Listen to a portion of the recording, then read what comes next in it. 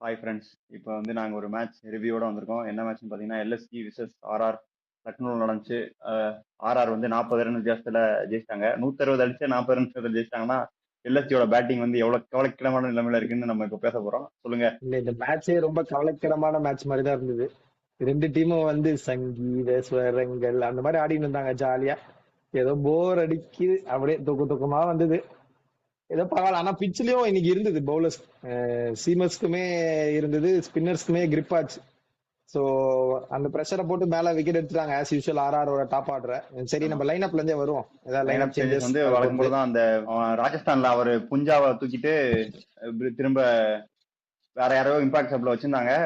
சீக்கிரம் விக்கெட் போனதுனால சிவம் தூபே இறக்கிட்டாங்க. துஷார் தேஷ்பாண்டே ஆடி இருப்பாங்கன்னு நினைக்கிறேன் விக்கெட் விடலனா. ஆனா வேற வழி இல்லாத காரணத்தினால் துஷார் தேஷ்பாண்டேவே 2 சிக்ஸ் அடிச்சிருப்பாரு. ஆடி இருந்தா சிக்ஸே அடிக்க தெரியல இவங்களுக்கு யாருக்கும். தெருடு வரும். இப்போ இவங்க எல்எஸ்ஜி பாத்தீங்கன்னா நிறைய சேஞ்ச் பண்ணிருந்தாங்க. இது ஒரு மயங்க் யாதவ் கொண்டு வந்தாங்க. அதுக்கப்புறம் திக்வேஷ் ரத்தியை கொண்டு வந்தாங்க. யாரை தூக்கிட்டு? ஆவேஷ் கான் தூக்கிட்டு, சித்தார்த்த தூக்கிட்டு ரத்தியை கூட்டு வந்தாங்க. ஆவேஷ் கான் தூக்கிட்டு இவரை தூக்கிட்டு வந்தாங்க.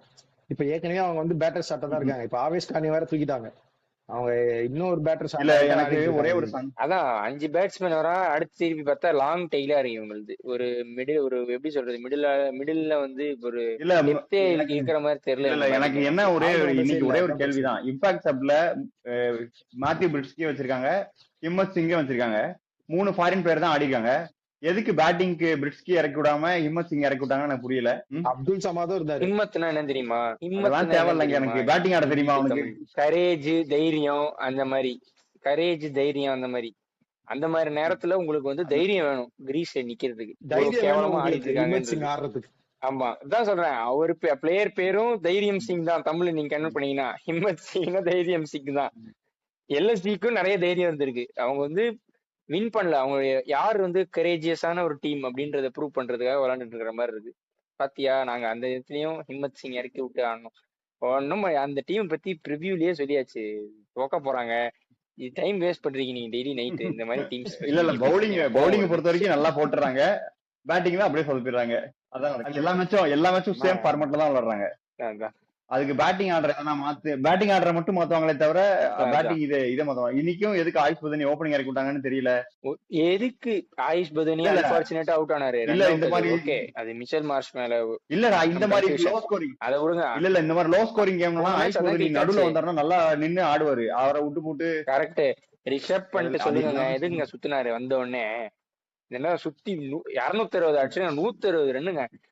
அவரு பூரண ஆடின மாதிரி ரிஷப் பண்ட் ஆடி இருந்தாருன்னா மேட்சை முடிச்சு கொடுத்துட்டு போயிருக்கலாங்க. ரிஷப் பண்ணிட்டு மிச்சல் மார்ஷ் ஒரு பக்கம் அழகா நின்று ஆடி கொடுத்தாரு உங்களுக்கு. 17வது ஓவர் 16வது ஓவர்ல முடிக்க வேண்டிய மேட்ச் இதெல்லாம். 17, 16 கூட இல்ல. கையில இருந்த மேட்ச கட்டுல வச்சு பூ பழம்லாம் வச்சு கொடுத்துட்டு வந்துட்டாங்க. படத்துல கிணத்துல தூக்கி போடுற மாதிரி. ஒண்ணும் பண்ண முடியாது. இல்ல, ஆனா இந்த மேட்ச் ஆர்ஆர் ஜெயிச்சதுக்கு வந்து கிரெடிட்ஸ் வந்து ஆர்ஆர் பிளேயர்ஸ் யாருக்குமே கிடையாது. நம்ம யோகிக்கு தான் இருக்கு. உட்காந்து பூஜை தான் வீட்டுல அர்ச்சனை பண்ணிட்டே இருக்காரு இவரு. உட்காந்து எல்லாம் ஜிங்ஸ் போட்டே ஜெயிக்க வச்சாண்டா. ஒரு மேட்ச் வரும்போது இவன் அடிப்பான்னு சொல்லி வாய முடும்போது வந்து ஆர்ஆர் வின்னு சொல்லிட்டு அந்த ஒரு ப்ரெடிக்ஷன் பாயிண்ட் காண்டி இந்த வேலையை பாத்துட்டு இருக்கான். நல்லதுதான். இல்ல, அன்னைக்கு எதுக்கு பேசினா அன்னைக்கு எந்த மேட்சுக்கு பேசிட்டு இருந்தா எஸ்ஆர்எச். அது மாதிரிதான் இதுவும். உனக்கு என்ன கிடைக்க போகுது? ஒரு பாயிண்ட் கிடைக்க போகுது. அதுதான் விஷயம்.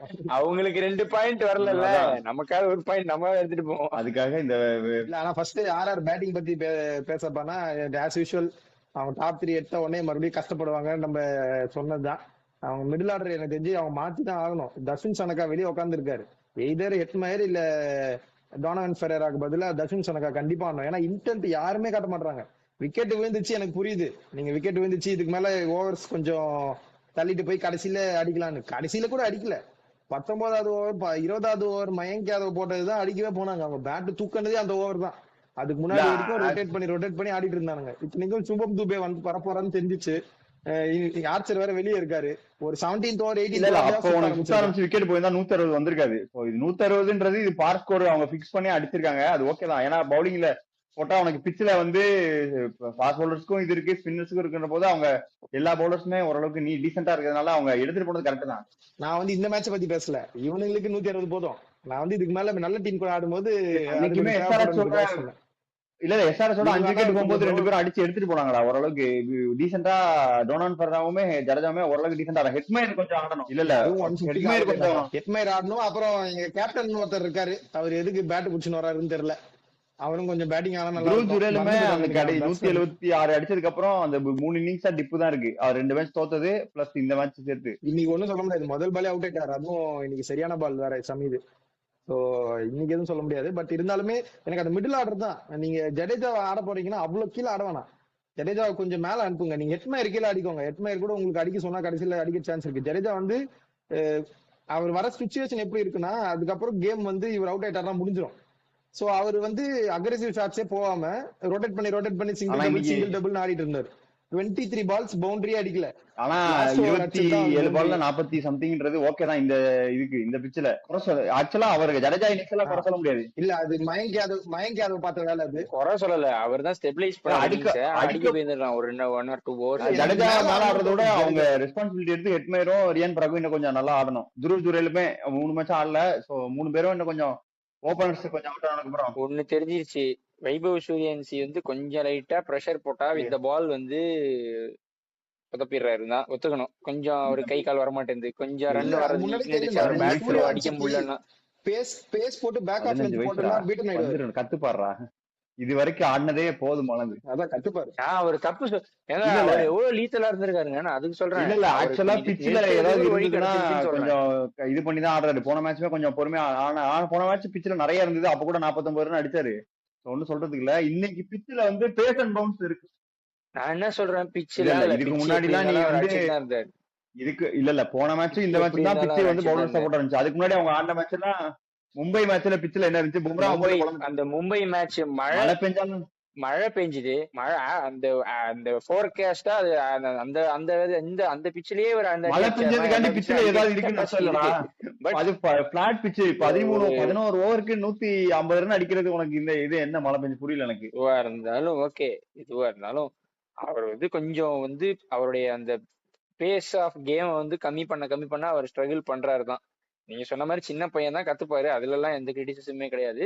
பட் டு ஹேண்டில் ஹிம் இதுதான் நீங்க சொன்ன மாதிரி பேஸ் நல்லா பேட்ல வந்து மோதுற மாதிரி பால் போட்டா அவங்க வந்து கொஞ்சம் எல்லாருமே ஸ்ட்ரகிள் பண்றாங்க இப்பெல்லாம். முகுல் சௌத்ரியும் இது பண்ணிட்டாங்க. முகுல் சௌத்ரியுமே வந்து எந்த சிச்சுவேஷன்ல ஆடுனாரு இன்னைக்கு எனக்கு தெரியலடா. எப்படி சார்ட் அவுட் பண்றேன்னு சொல்றேன் எனக்கு தெரியல. அந்த சிச்சுவேஷன்ல வந்து எல்லா பாலும் அடிக்கதான் போனோம். கேகேஆர் மேட்ச் தவிர அவர் எப்ப அடிச்சாரு எல்லா பாலும் ஷார்ட் பால். அவர் அவுட் ஆனதெல்லாம் போய் பாருங்க, ஷார்ட் பால்ல தான் அவுட் ஆனார். ஸ்லோவா ஷார்ட் பால். சாரி, இன்னைக்கு அவுட் ஆனது வந்து வேகமா போட்டாரு. பிரிஜேஷ் வேகமா போட்டாரு, வந்து இப்படி மோதிச்சு அதை நேரில் அடிக்க பார்த்து அவுட் ஆனாரு. அவரும் அதே மாதிரிதான் அவுட் ஆயிட்டு இருக்காரு. அவங்களை கிரிட்டிசைஸ் பண்ணல, தே ஆர் டேஞ்சரஸ் பிளேயர்ஸ்.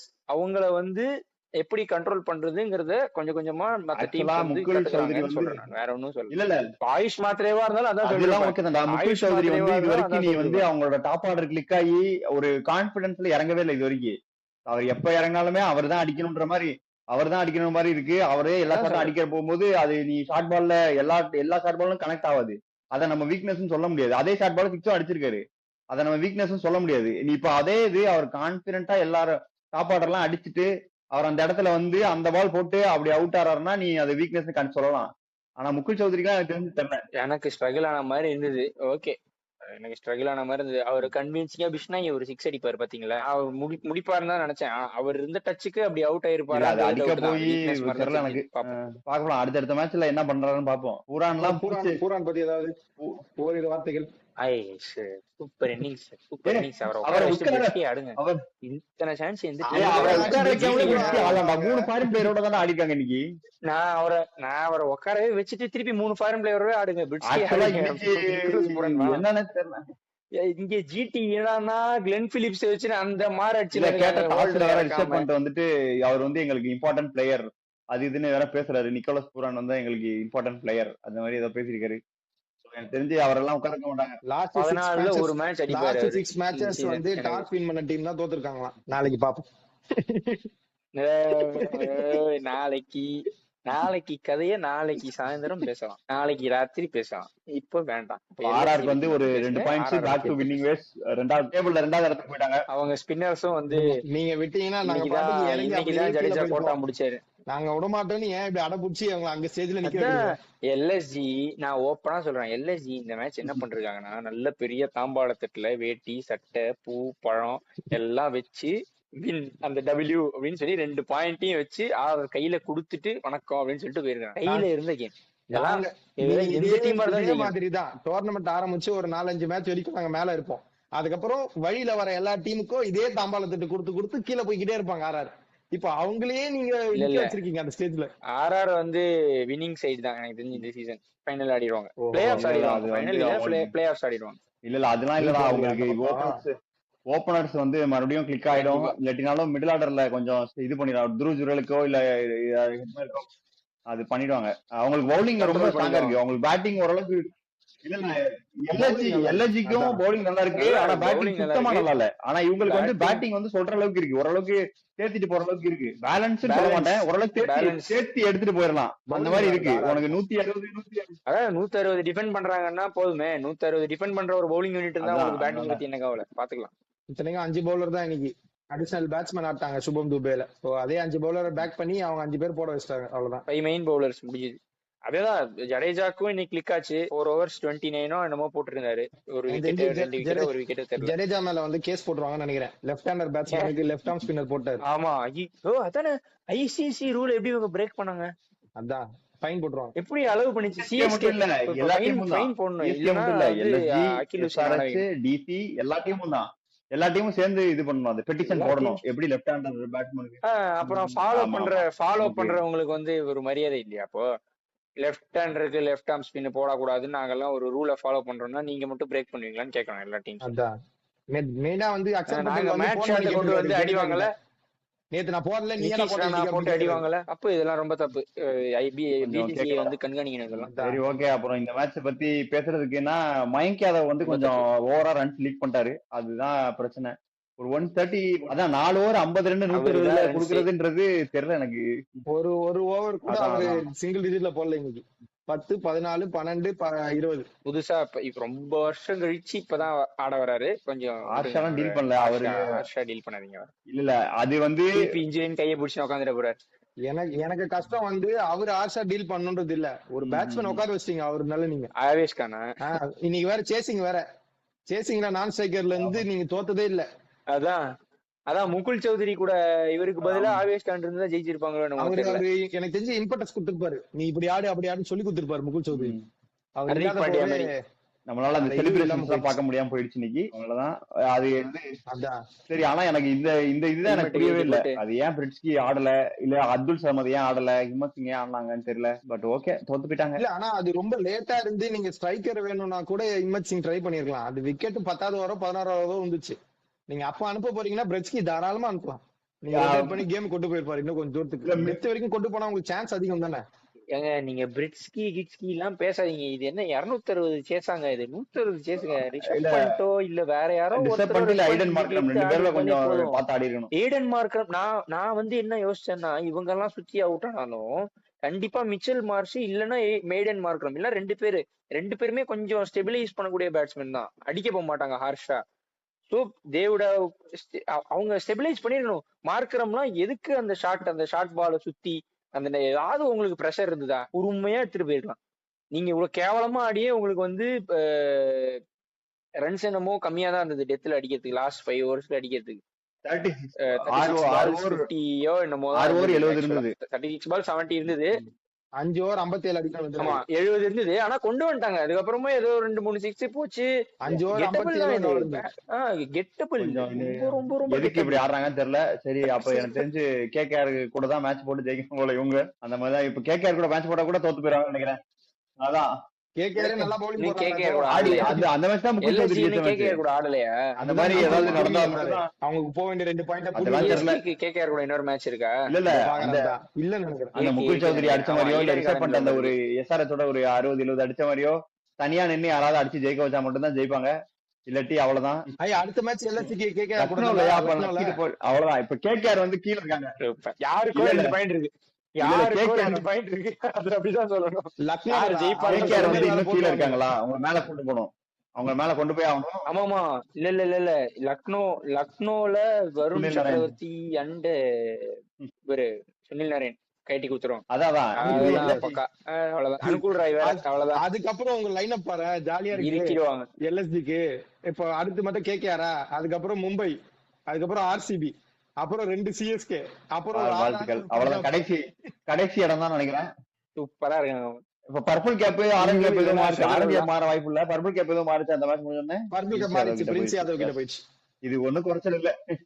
இதுக்கு நாளைக்கு வந்து ஆனா அவருக்கு இன்னும் கொஞ்சம் எக்கனாமி வைஸ் அவர்கிட்ட இல்ல நாளைக்கு அனுஷல் கம்போஸ் கையில வந்துரும்ன்ற பின்னாடியே ஃபாலோ பண்ணிட்டு இருக்காங்க 2 பேரும் 11 விக்கெட்ல. அது ஓகேதான். 250க்கும் இல்ல 250 ரன் கொடுத்தப்பே எக்கனாமிக்கலா போட்டு எல்லாம் பண்றது ஓகேதான். எக்கனாமிக்கலா போட்டு என்ன பிரயோஜனம், பேட்டிங்ல வந்து திரும்ப அடிக்கணுமே, அது ஒண்ணும் பண்றது இல்ல அவனுங்க. சரி விடு, அத பத்தி இதுக்கு பேசிக்கிட்டு.